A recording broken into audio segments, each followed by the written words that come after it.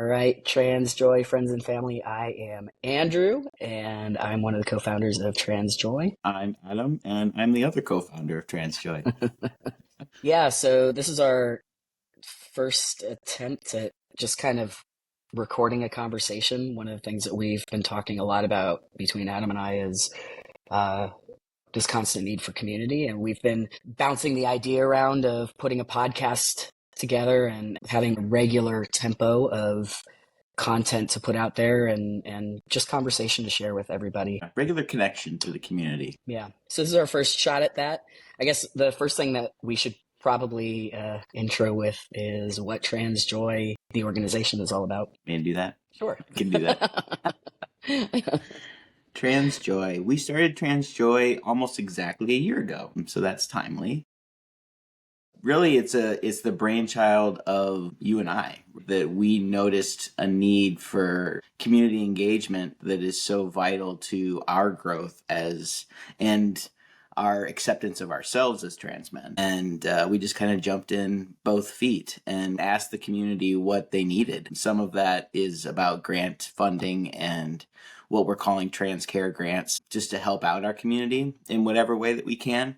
But the majority of it is really about having a space to see our community and have our community see us. That's the feedback that we're getting with all of the events and things that we've done so far. So TransJoy has really become a space designed to have that family-friendly, intergenerational community building with no apologies. We're gathering to show each other our love and our joy. And so far, it's really grown a very beautiful community. Something that I want to make sure that folks know about how this thing started is that, as you had said, we had identified a need with us and with our friends and our community. And starting something like this, it can be really hard to know where to begin. And something that I thought was so great was last year, Adam was just like, you know what? Here's what we're gonna do. We've talked about putting a grant thing together. We don't know how to do that. We don't know what it should look like. We're not sure how it should Not a work. clue. Right, exactly. But Not a clue. we just have to go out. We just have to go out and do it. So, like, Yeah. let's start with what we do know, which is there are platforms out there that are set up to do this work. So let's do a little research on a platform that'll work for us today, and then we'll start there and we'll learn. And boy, have we what learned I've and grown.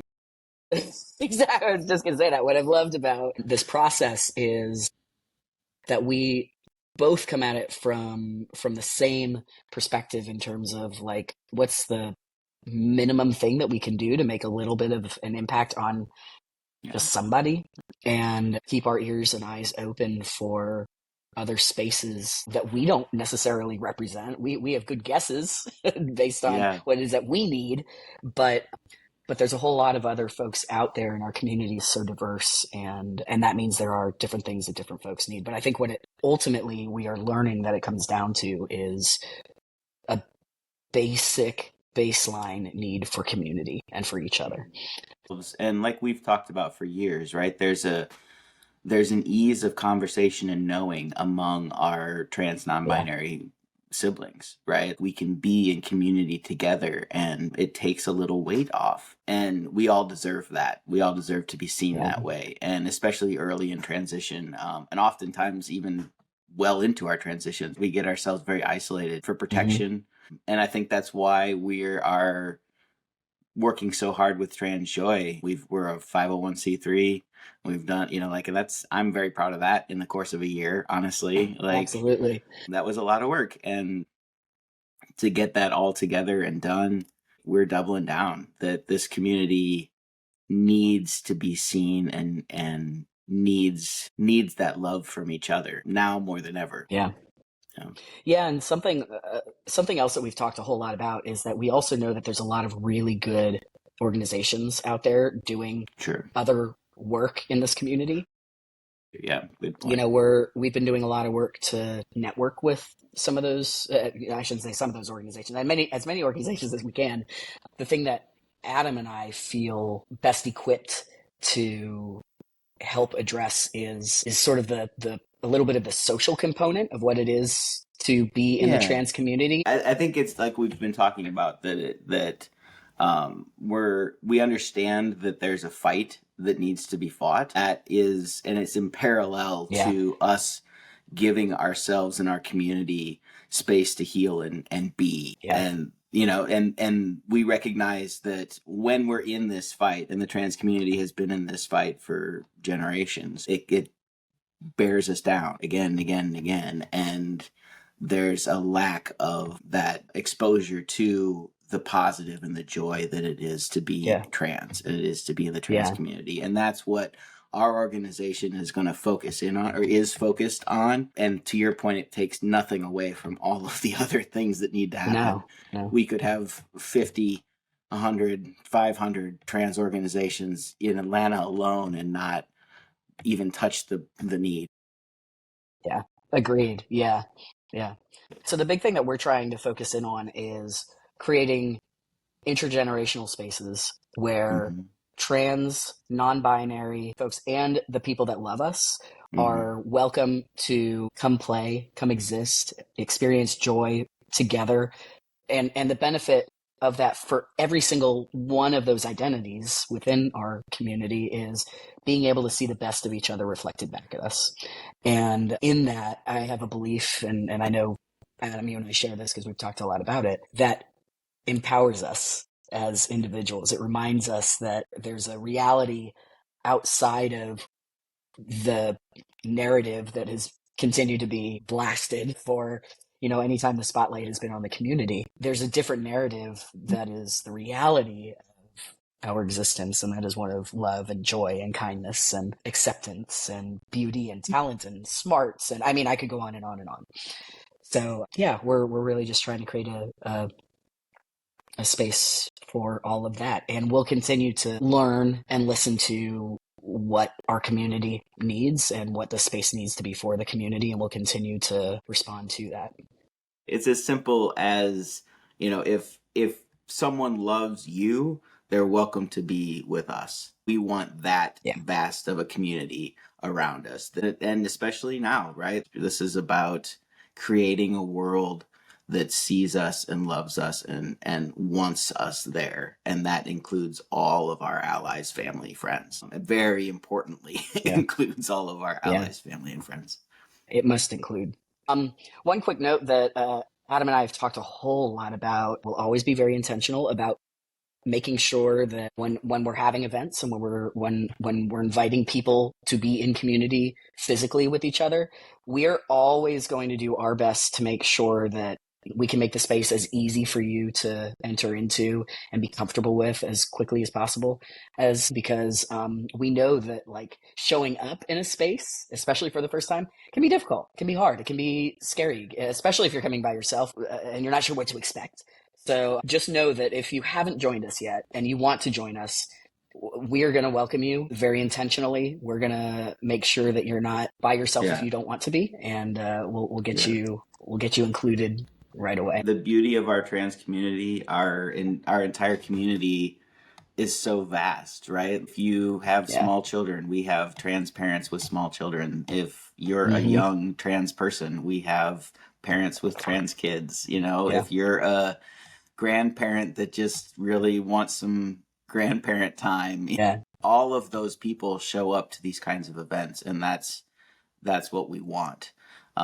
Don't show up alone if you don't want to. If you have anybody you want to bring with you, your Yeah. emotional support person, just bring them along. We want them. We want them here too. Yeah. Yeah. We joke that I am a lot of my friends' emotional support extrovert. So you are guaranteed to get a big welcome from me. And I just love getting to know the folks in our community. Adam loves getting to know the folks in our community, and you'll be very welcome with us. So yeah, wanted to make sure that we say that. So the big elephant in the room, I'm realizing what a pun that is now that I've said it out loud. The big elephant in the room today, we're a couple days post election, and I don't know about you, Adam. I've had a weird couple of days. So, how are you doing? I've been okay. I think rightfully or wrongfully, I I don't kind of know if there saw is a right some. or wrong. I know I saw it. I saw some of it coming, and I had been avoiding exposing myself to a lot of the hate on purpose. But Mm. yeah, I'm just been in a fog. I think everybody that I've talked to has just kind of been in a fog. For me, the biggest killer was the popular vote. Especially that it correlates so incredibly strongly with a lot of money being thrown into anti-trans ads. That I don't think I was ready for. I don't think I was ready for that part. I don't know if we could have necessarily been, because it's never been done that way before. I mean, I think Mm. some of the challenge that I had, to the point of what you're talking about with the anti-trans ads, a couple of things. One, at least in Atlanta, you couldn't escape them, and I know that was true in a number of, in particular, swing states. Yeah, The amount of money, and I don't have the numbers in front of me, but the amount of money that was spent on upwards of 200 anti-trans, million. and it was by far the most money spent on campaign ads, was Yeah. that specific topic. One of the things that my partner Sal and I do, just sort of as an escape, is we always have sports on in the background. We've got football, soccer, baseball. If I could find rugby or cricket, if nothing, tennis. I don't know. I don't know tennis, but we love to have any of it on, because it is an escape from, the other stuff that's going on in the world. I think that's true for most sports fans. In the middle of every single commercial break, and I'm not kidding when I say every single commercial break, there was an anti-trans ad that would come on. And if it wasn't just one, it might have been two in a single Yeah. commercial break. And Yeah. It steals our access to those things. well, Yeah. and it it is, yeah, it forces you to make a decision about, Mm-hmm. okay, well, this is no longer a safe thing for me to be able to watch, because for me, for better or for worse, I guess to a degree, I'm desensitized, and probably the American population is desensitized to the nastiness of the way that the rhetoric that can come out of elections, and the campaigns behind them. But I guess there's been an element of understanding that, when there's been a punch, typically there's a counter punch. And so Nobody stood up. that's exactly it. And Yeah, well, and I that's guess we that shouldn't say hot ball nobody, of but anger for me. yeah, The big wigs didn't, right? Nobody stood that's up and exactly right. said this is wrong. Right. And I, as a trans man of 20 plus years, I'm tired of standing up. Like I want to see some cis person in power just stand up. Just stand You know, up. and I think that for me was probably the hardest piece of all of this, is the recognition that there was enough. Look, any of the anti minority community Mm. campaign tactics have been absolutely appalling. And when we were hearing about him saying they're eating the cats and dogs, we all knew how ridiculous that was, and there was a response to it. When we're talking about taking away um, bodily autonomy, and the way that it was spoken about on the right, uh, that was gross, and there was a response. The way that we're talking about, you know, people of color, and what a quote black job is, whatever the hell that means, wildly inappropriate, and then there was a response. Right. But when the attack ads just kept coming and coming, and it wasn't just stuff on TV, it was stuff on websites. You Radio. couldn't go to a website, you couldn't go on the radio without it, you couldn't go to social media without seeing it. There was no escape. Sal and I had gone to a local Taco Mac here. They always have the big TV screens, Yeah. and they have a lot of sports and stuff on. And on the big screen, they had, maybe it was a, Thursday night football. I don't know. I don't remember what day it was. But they've got the speakers on so that you can hear the game, and you're there to eat good food Yeah. and get a nice drink, and in the middle of some conversation Sal and I were having about who knows what, but nothing related to anything political, that ad comes on, and it's on a giant screen, and everybody in that restaurant, it can't escape it, whether they agree with it or not. In that space, like, you feel so exposed, and Yeah. you can't. There was just no getting away from Right. it, and there wasn't the kind of counterpoint made Right. to Right. that. It's infuriating to what that does to a young person, or somebody, just a young person in general, whether that's young in age or young in transition, right? Like somebody on I think that just edge any of like I think anybody, yes, but even more so the people with less agency, less community, Yeah, less exposure. yeah, that's what I That was going to I say. think for me is because I started living this life, in the early 2000s, and just the struggle of that. Mm, From go, it's always been, trans kids don't make it, or this, like there's always been that kind of cloud. And for a while that was a topic that was like, oh, this is bad, and we've even stopped talking about that, like we're mm, just letting it creep up and up and up, and these kinds of ads don't, it just doesn't help anybody. That's why our counterpunch yes. is this, right? We are choosing our counterpunch to be joy as much as possible.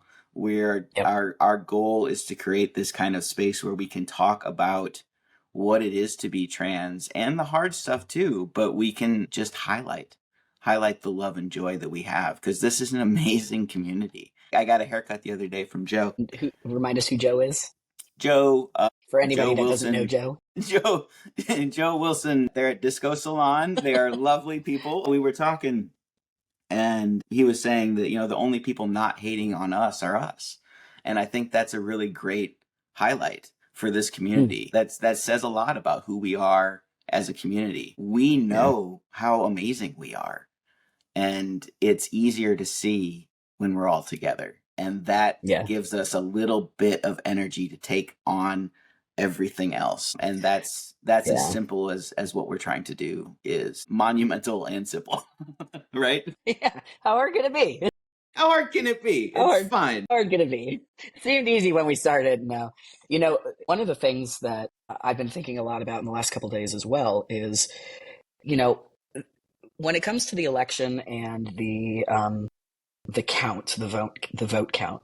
I've been hearing a lot of language around like half of the country voted for XYZ. But that's not actually true. I think one of the challenges that this country has is figuring out how to re-engage or engage the populations that have been disenfranchised. And I think some of that is probably within our community. I hope not, but I wouldn't be surprised at all. Our community is so intersectional, and there's so many folks 100% that. it's our community. 100%. Uh, well, I was thinking as in like I hope it's not our community saying. Well, let me not.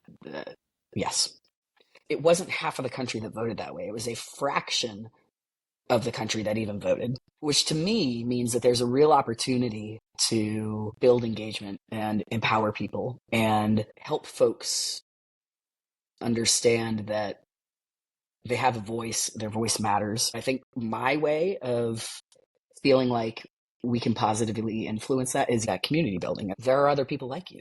There are other folks that are good and kind and smart and generous and forget anything that the politicians are trying to say about you that's not true.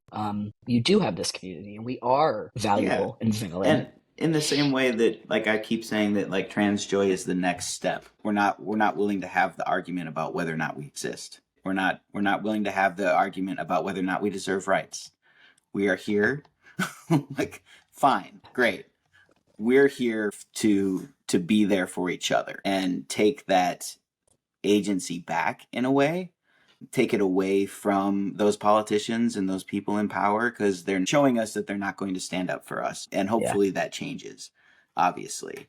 But in a way, it doesn't matter, right? Like, it does matter. But the whole of our community, it can grow and be vibrant and be loving outside of that, because we do exist. We are here. There are, like you said, there are other people like you. There are people that love you and want you around. And so we're going to help you find those people to get you yeah, through. yeah.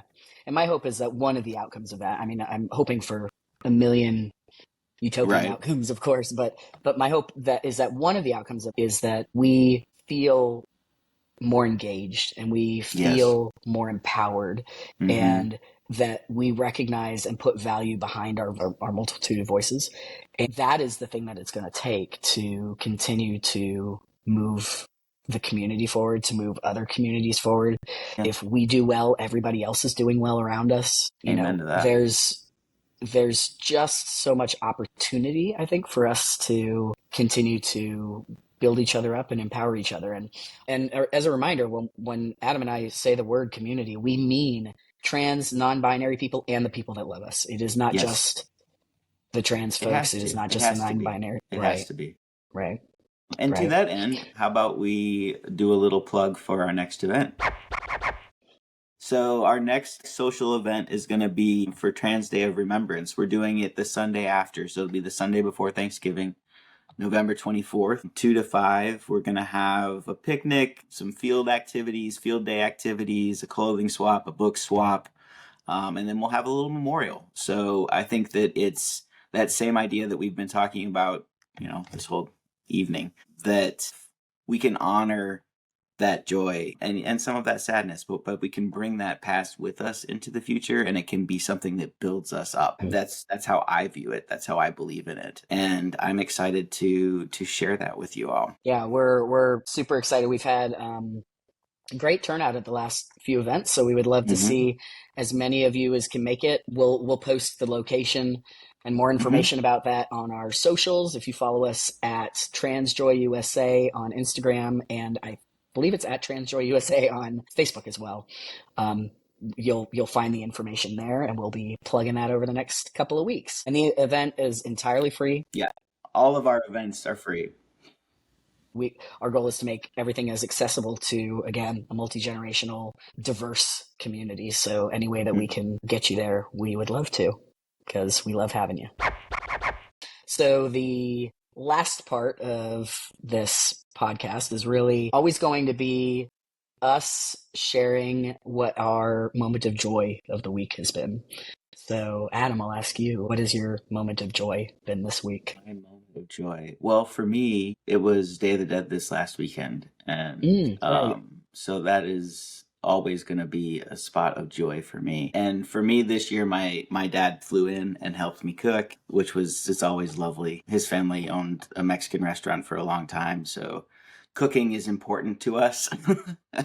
So to have that time together for an entire weekend felt really luxurious, and to Wow. have Yeah. and for the timing of that to be right before, just to be kind of touched and loved right before the election. I sent him home on Monday. So that was my little like high into the what the but yeah, yeah. Honestly, like top 5 weekends of my life. It was a really great Oh, weekend. that's So amazing. that's great. Yeah. Heck yeah, man. Yeah. That's awesome. That's Yeah. awesome.